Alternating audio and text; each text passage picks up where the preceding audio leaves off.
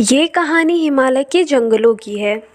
टूनी चिड़िया और कालू कौवे का अपना अपना एक खेत था जिसमें वो लोग टमाटर की खेती करते थे।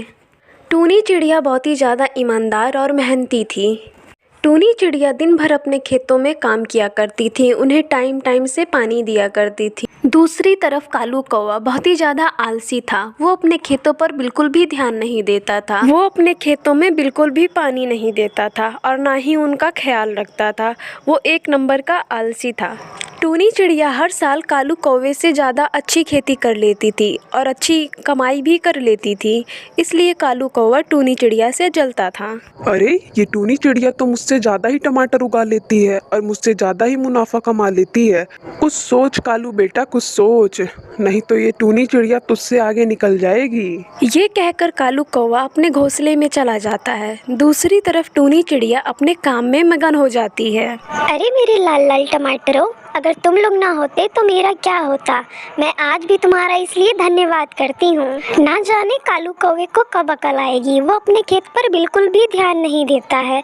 मैं कल उसके घर जाकर उसको समझाऊंगी। दूसरी तरफ कालू कौवा अपने घोंसले में उदास बैठा रहता है तो उसकी पत्नी सुंदरी कौवी पूछती है, अरे क्या हुआ जी, आप इतने उदास क्यों हो। अरे सुंदरी, मैं क्या बताऊं, मैं बहुत परेशान हूँ। हाँ, मैं समझ गई आप क्यों परेशान हैं। आज भी उस टूनी चिड़िया की वजह से ही परेशान हैं आप। हर बार की तरह हमारी फसल इस बार भी बहुत कम हुई और टूनी चिड़िया का बहुत मुनाफा हुआ। मुझे पता है। ऐसा करते हैं हम लोग, टूनी चिड़िया के खेत में आग लगा देते हैं। अरे नासपीटी, अगर ये बात किसी को पता चल गई तो जो हम लोग कमा लेते हैं थोड़ा बहुत, वो भी नहीं कमा पाएंगे। मैं ऐसा कुछ नहीं करूँगा।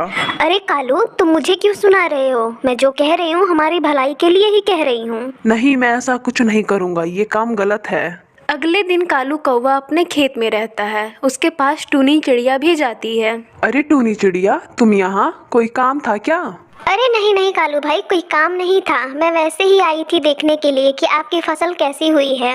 अरे टूनी चिड़िया, मैं क्या बताऊँ, मेरी फसल हर बार की तरह ही खराब हुई है। मैं बहुत परेशान हूँ। अरे कालू भाई, बुरा मत मानना, मैं एक बात कहूँ, फसल ज्यादा काम करने से उगती है। आप तो आलस करके बैठे रहते हो घर में। कालू भाई, आप तो अपने खेत पर बिल्कुल भी ध्यान नहीं देते हो, बस दिन भर आराम करते रहते हो अपने घर में। थोड़ा अपनी फसल पर ध्यान दो कालू भाई, फसल अच्छी होगी। अरे रे टूनी चिड़िया, तुम क्या कह रही हो? तुम्हारे कहने का मतलब है कि मैं कामचोर हूँ? टूनी चिड़िया, तुम यहाँ से चली जाओ, नहीं तो ठीक नहीं होगा। मुझे बहुत गुस्सा आ रहा है। फिर टूनी चिड़िया वहाँ से चली जाती है। कल सुंदरी ने भी मुझे बहुत कुछ सुनाया और आज ये टूनी चिड़िया, बस बहुत हुआ। अब इस टूनी चिड़िया को तो कुछ न कुछ करना पड़ेगा। अब इसको तो मैं बताता हूँ। रात हो जाती है। कालू कौवा टूनी चिड़िया के खेतों के सारे टमाटर तोड़कर टूनी चिड़िया के घोंसले के नीचे दबा देता है। अब मजा आएगा इस टूनी चिड़िया को। मुझे बहुत बातें सुना रही थी ना। अगली सुबह टूनी चिड़िया जब अपने खेत में जाती है तो देखती है कि उसकी सारी फसल कोई तोड़ ले गया है। ये सब देखकर टूनी चिड़िया बहुत ही ज्यादा उदास होती है। अरे अब मैं क्या करूं, मैं तो बर्बाद हो गई। मेरे सारे टमाटर चोरी हो गए। मैंने इसमें कितनी मेहनत की थी। फिर टूनी चिड़िया अपने घोंसले में चली जाती है और ये सब देखकर कालू कौवा मन ही मन बहुत खुश होता है। अरे वाह, अब तो बहुत मजा आएगा। टूनी चिड़िया की फसल बर्बाद कर दी मैंने और मेरी फसल बची है। अब मेरा ही मुनाफा होगा। एक दिन टूनी चिड़िया के घोंसले के नीचे बहुत बड़ा टमाटर निकल आता है। ये सब देखकर टूनी चिड़िया बहुत ही ज़्यादा हैरान हो जाती है। अरे ये मेरे घोंसले के नीचे इतना बड़ा टमाटर कहाँ से आ गया। लगता है ऊपर वाले ने मेरी सुन ली। अब इस बड़े टमाटर से मैं अपना धंधा शुरू करूँगी, नया व्यापार करूँगी। फिर टूनी चिड़िया एक दुकान खोल लेती है और टमाटर का जूस बेचने लगती है। उस बड़े टमाटर के जूस को पीने के लिए बहुत दूर दूर से पक्षी आया करते थे। इस तरह टूनी चिड़िया का बहुत ही ज्यादा मुनाफा होने लगा और टूनी चिड़िया खुशी खुशी से अपना जीवन बिताने लगती है। दूसरी तरफ कालू कौवे की फसल भी बर्बाद हो जाती है उसकी कामचोरी की वजह से। अब मैं क्या करूं? लगता है मैंने टूनी के साथ गलत किया, इसलिए मेरे साथ भी गलत हुआ। कालू कौवे को अपनी गलती पर पछतावा होता है। बसंतपुर जंगल में एक टुनटुनी नाम की चिड़िया रहती थी। टुनटुनी चिड़िया ठेला लगाकर पॉपकॉर्न बेचती थी। टुनटुनी चिड़िया का पॉपकॉर्न जंगल के सारे पक्षियों को बहुत पसंद आता था। टुनटुनी चिड़िया की दुकान पर हमेशा भीड़ लगी रहती थी। टुनटुनी चिड़िया दिल की बहुत अच्छी थी। एक दिन की बात है, टुनटुनी चिड़िया की दुकान पर कोई भी पक्षी पॉपकॉर्न खाने के लिए नहीं आता है। वो सोचने लगती है, अरे क्या बात है, आज कोई भी पक्षी मेरी दुकान पर नहीं आया। फिर टुनटुनी चिड़िया सोचती है, लगता है सारे पक्षी किसी काम में व्यस्त हैं। कोई बात नहीं। फिर इसी तरह कई दिन बीत जाते हैं, लेकिन टुनटुनी चिड़िया की दुकान पर कोई भी पक्षी पॉपकॉर्न खाने नहीं आता था। तभी वहाँ से लूसी कबूतरी गुजरती है। टुनटुनी चिड़िया लूसी कबूतरी को बुलाकर कहती है, अरे लूसी बहन, आजकल आप मेरी दुकान पर नहीं आ रही हो पॉपकॉर्न खाने के लिए। आप ही नहीं, जंगल के सारे पक्षी में से कोई भी नहीं आ रहा है। क्या बात है, मेरा पॉपकॉर्न अच्छा नहीं लगता है क्या आप लोगों को? आप लोग के सामने ही मैं ताज़ा ताज़ा पॉपकॉर्न बनाती हूँ।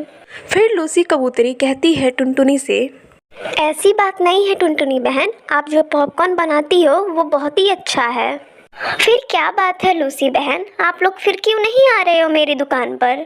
फिर लूसी कबूतरी कहती है, आपके पास जो मिलने वाला पॉपकॉर्न है हमेशा उसका एक ही जैसा टेस्ट रहता है। फिर टुनटुनी चिड़िया कहती है, ये क्या लूसी बहन, पॉपकॉर्न का और दूसरा टेस्ट कहाँ से आएगा? फिर लूसी कबूतरी कहती है टुनटुनी से, हे भगवान, क्या टुनटुनी बहन तुम्हें ये भी नहीं पता है? बगल के जंगल में एक रेस्टोरेंट खुला है, उसमें रंग बिरंगे पॉपकॉर्न मिल रहे हैं और सबसे अच्छा ग्रीन पॉपकॉर्न लग रहा है, इसलिए हम सब वहाँ से पॉपकॉर्न खरीद रहे हैं और आपकी दुकान पर नहीं आ रहे हैं। फिर टुनटुनी चिड़िया सोच में पड़ जाती है। रंग बिरंगा पॉपकॉर्न, ये कैसा पॉपकॉर्न है? चल कर देखना पड़ेगा। फिर टुनटुनी चिड़िया रंग बिरंगे पॉपकॉर्न देखने के लिए बगल वाले जंगल के रेस्टोरेंट में जाती है। रेस्टोरेंट में रंग बिरंगे पॉपकॉर्न देखकर टूनी चिड़िया हैरान हो जाती है। अरे इतने सारे रंग बिरंगे पॉपकॉर्न, मुझे इन सारे रंगों के पॉपकॉर्न को टेस्ट करना होगा। फिर टुनटुनी चिड़िया दुकान वाले को 100 रुपये देती है और कहती है, अरे भैया, मुझे सारे रंगों का पॉपकॉर्न मिलाकर एक पैकेट दे दो। फिर मिट्ठू तोता हंसकर कहता है, देखने से तो लग रहा है तुम टाइम मशीन से आई हो। एक एक पॉपकॉर्न 100 रुपए का है। फिर टुनटुनी चिड़िया हैरान हो जाती है और कहती है, क्या एक एक पॉपकॉर्न 100 रुपए का? अरे ऐसा क्या है इसमें भैया? मैं भी पॉपकॉर्न का व्यापार करती हूँ, पर मैं अभी भी 10 रुपए का ही एक पॉपकॉर्न बेचती हूँ। फिर मिट्ठू तोता बोलता है, मेरा समय बर्बाद किए बिना ये बताओ तुम्हें कौन सा पॉपकॉर्न चाहिए, नहीं तो अपने पैसे लेकर साइड हो जाओ, समझी? अच्छा भैया, मुझे एक ग्रीन कलर का पॉपकॉर्न दे दो। फिर टुनटुनी चिड़िया उस पॉपकॉर्न को खाती है और कहती है, अरे ऐसा वाला पॉपकॉर्न तो मैं भी तैयार कर सकती हूँ। फिर अगले दिन टुनटुनी चिड़िया ने अपने ठेले के आगे एक बोर्ड लगा दिया ग्रीन पॉपकॉर्न का। उसे देखकर जंगल के सारे पक्षियों की भीड़ लग गई उसके ठेले पर। फिर टुनटुनी चिड़िया सारे पक्षियों से कहती है, आज मैं आप सबके सामने ग्रीन पॉपकॉर्न तैयार करूँगी। फिर टुनटुनी चिड़िया सारे पक्षियों के सामने ग्रीन पॉपकॉर्न बनाती है और ग्रीन पॉपकॉर्न बनाते हुए देख सारे पक्षी हैरान हो जाते हैं। टुनटुनी चिड़िया ग्रीन पॉपकॉर्न तैयार कर लेती है और सारे पक्षियों को ग्रीन पॉपकॉर्न देती है। सारे पक्षी ग्रीन पॉपकॉर्न बड़े मज़े से खाते हैं, उन लोगों को बहुत पसंद आता है। फिर लूसी कबूतरी कहती है टुनटुनी से, टुनटुनी बहन, तुम्हारा पॉपकॉर्न बहुत ही ज़्यादा स्वादिष्ट है।